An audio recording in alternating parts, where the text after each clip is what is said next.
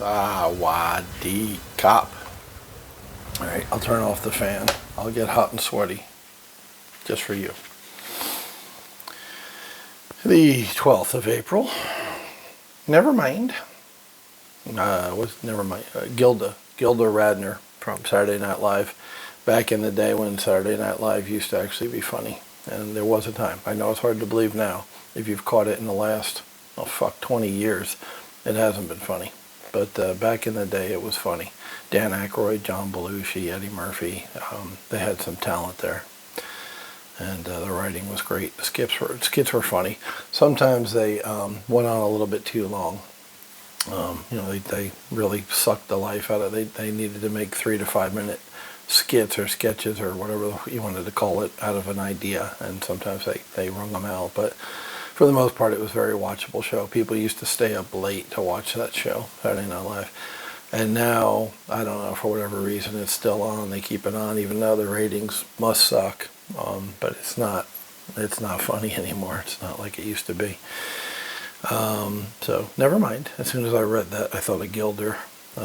She would argue or something about, something crazy, go off on a tangent, and then Chevy Chase, I guess, who was the news anchor, on the fake news that they did, on funny fake news on purpose, would explain, no, you're wrong, it's like this, and she'd go, never mind. So, don't know why that popped in my head. Random fucking things floating around up in there. Never mind what you have done in the past. What are you going to do in the future? Yeah, well, that makes sense. Shakespeare's observation. Oh, now we're getting all friggin' Shakespeare. We're getting all old school English. Thou shalt not observeth, or whatever they write. The funny writing, old English. Shakespeare's observation that what's past is prologue is especially appropriate in today's high-speed, high-tech world. Everything we have done in the past serves only to prepare us for the next task. Don't revel in past glories. Plan for future achievements. And my whole life, do you hear me pump the brakes there? I came to a screeching halt. My entire life is reveling in past glories. How dare you steal my life from me? I used to be. I once was. They're pretty much every story I tell on here. I talk about, this one time I did this. Now I sit here in a fucking condo in Thailand and read from a book. That's not exciting. Nobody wants to hear about that. Well, I'm going to revel in my past glories because that's all I have, because I'm a very sad, fat old man, but you should not revel in your past glories. Well, fuck, most of you don't have past glories. Right? Am I right? You don't have past glories. Plan for future achievements and savor the victories of today. Yeah, celebrate the wins we talk about all the time. Take pride in everything you do. Yeah, okay. Search for better ways to do routine tasks. I'm with you. Or better yet, delegate those tasks. Fucking DMV. Yes, delegate. Pay somebody else to do it. Especially small tasks, routine tasks, repetitive tasks. Definitely delegate those. You would be surprised how little money it costs to delegate tasks. And not just here. Yeah, everything's cheaper here. Got it. But even in the States, you can find people for $8 to $10 an hour. The woman I talked about who was always happy and positive, O. Williams from Lampang, where my truck is from, right? The Ranger was from Lampang. I found out when I went to DMV. She was an agent and she was making commission and doing deals, but she wanted some startup money, whatever. She wanted to pay back her $1,000 dues she paid to the local board. So she worked for, I forget what it was, $8 or $10 an hour, organizing the files and making us compliant in case we ever got audited. Now, we never got audited, but I slept better at night knowing that we are organized and had a filing system. So I never would have fucking done that. It needed to be done. I'm getting hot. I'm turning on the fan. Sorry if it sounds like there's a fucking airplane in the back, but yeah, it's not even that hot out yet. It's in the 80s, but whatever. And Papa needs the fan. Sorry, my bad. Hot. I'm hot-blooded. I run my blood pressure, well, even though it's low now, but even with the pills and stuff, my testosterone, my blood runs hot. When I go into buildings and I do the little temperature thing they have here, they have little temperature guns. When you walk in the condo, there's a temperature gun. I mean, it's everywhere since COVID now. Every store you go into has a little, like in the beginning they had little plastic guns you held up to people's head, and it infrared scanner, and it told them the temperature and beeped and said they're okay, they don't have COVID. And now they're fixed machines that somebody makes a shitload of money off of selling. All these people, all these stores. You go into 7-Eleven and you put your hand up or your head up and beep. I'm like, I notice when I'm with other people, going back to my ex-girlfriend last year, or like I'm hanging with Jeffrey or something. He'll go in and he'll be like 36.1 or something Celsius. I'll be 36.4. I'm just a fucking hot mess. Okay, yeah, I'm a hot mess. I'll go with that. But yeah, I get hot just fucking sitting here, and it's, I don't know, 80 something degrees outside, but it's hotter in the condo. I turned the AC off when I woke up this morning, and the heat is creeping in even though I have the blinds closed, because over there in the kitchen, past the TV, yeah, you can see that opening, you can see the microwave, and that's just a big glass window. Grab the mic check. Hey, Mike Smith call. Mic check. What's up, Mike?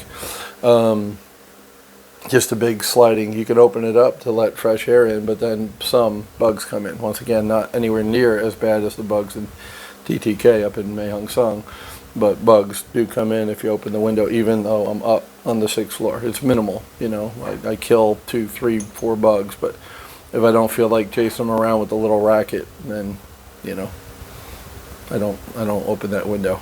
So the heat comes through the kitchen and up into this area. So I keep that fan on most of the time. I just turned it off so it wouldn't be background noise on the video. Take pride in everything you do. Search for better ways to do routine tasks or delegate. Congratulate yourself when you do something especially well. A little pat on the head. I mean, not for nothing, but people respond, including me. And yes, I am more machine than human. I agree with you 150%. But people respond to positive feedback. I've talked about that before. It's nice to have somebody pat you on the shoulder and say, good job. It feels good. It's just human nature. I think even though I'm a part cyborg or robot or whatever the fuck, my Mr. Spock logical thing and not feeling pain and all that crap, yeah, that's all true. I get it. But it still feels good to get an attaboy. Today is the 300th video for Positive Action Plan. So once again, number one, the takeaway from that is I don't quit, I don't surrender, I don't give up. I'm a persistent little fucking bulldog. I keep my promises, right? That's a huge takeaway. Is 300 days ago, I held up this book and said, I am going to read a paragraph from this book every fucking day for you guys. Some of the people out there need to hear this stuff. Some of the people have heard it before in different ways and just need a refresher.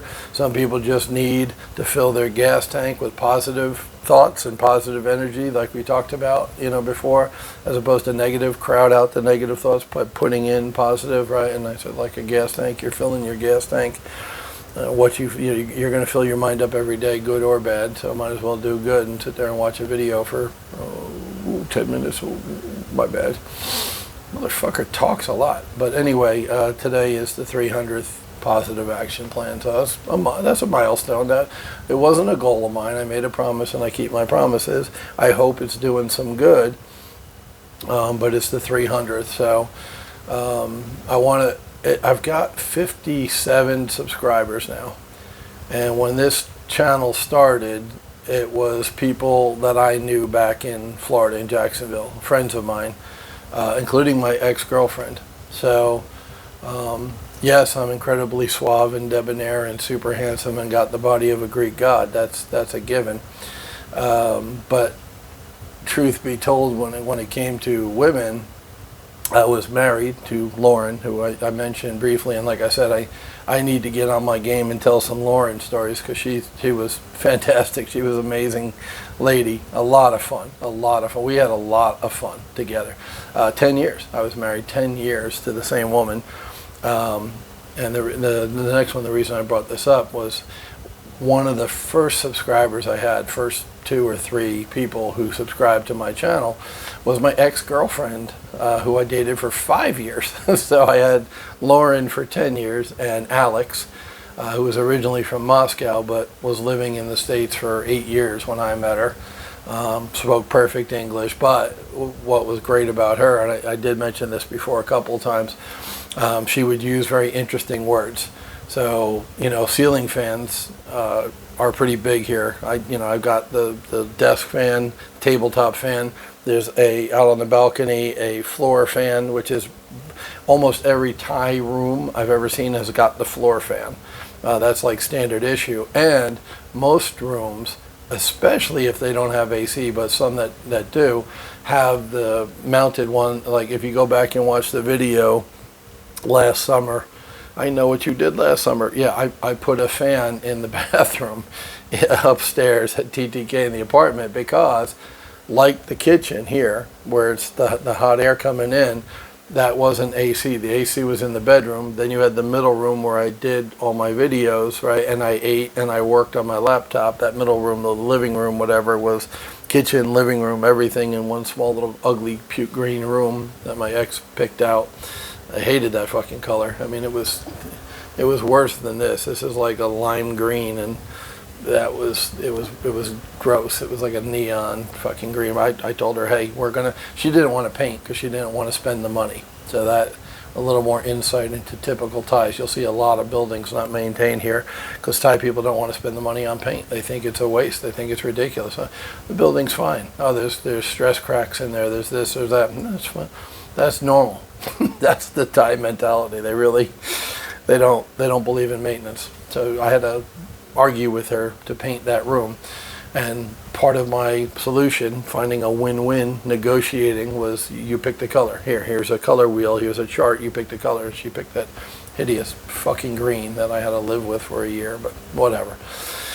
So getting back to Alex, right, 5 years, 10 years for my ex-wife, 5 years for Alex. There was another woman, air traffic controller, Denise from Jacksonville. Perfect tits. Perfect. I'm sorry if you're offended by that. I gotta really think more about my audience now that I have an audience. But the point is, I'm surprised by I don't know a lot of those 57 subscribers. I don't know who these people are. I never met them. It's just the world of YouTube, this global thing. So it's strange, but it feels good, right? Like, that wasn't my intent to start this channel. It was to show people who want to move here, what's life like in Thailand. And once again, it started, the genesis of it was my friends thing. Oh, what's Greg up to? What's he doing now in Thailand? Let me look in and see what he's up to. Some of my friends in Pi watch the channel just to kind of keep up with what's going on. It's like my little fucking daily diary or whatever, see what I'm doing. So Alex from Russia, who I dated for 5 years, was the second or third person, maybe the first. I didn't keep track, or I'd have to go back and look, but she was one of the first subscribers because she wanted to see what I was up to. And she's given me a lot of feedback, like when Mike took some of my videos, like on making gyros in the restaurant, and made them cool. He put some time in it and professionally edited it and added music and added the cost of things on the screen and all that crap. I take these videos and I hit a button and I upload it to YouTube, because that's what all the phones do now automatically. So you're seeing raw footage. There's no editing. Every now and then I'll have to stop for some reason. Like when I make food videos, I'll show the food court and then I'll show the meal, and then I'll stop filming and then start filming again immediately and turn the camera around and show me eating it. Though I have a Viddo, V-I-D-D-O, which all that does is take 4 or 5 clips and squeeze them together. So there's no editing. I just squeeze them together.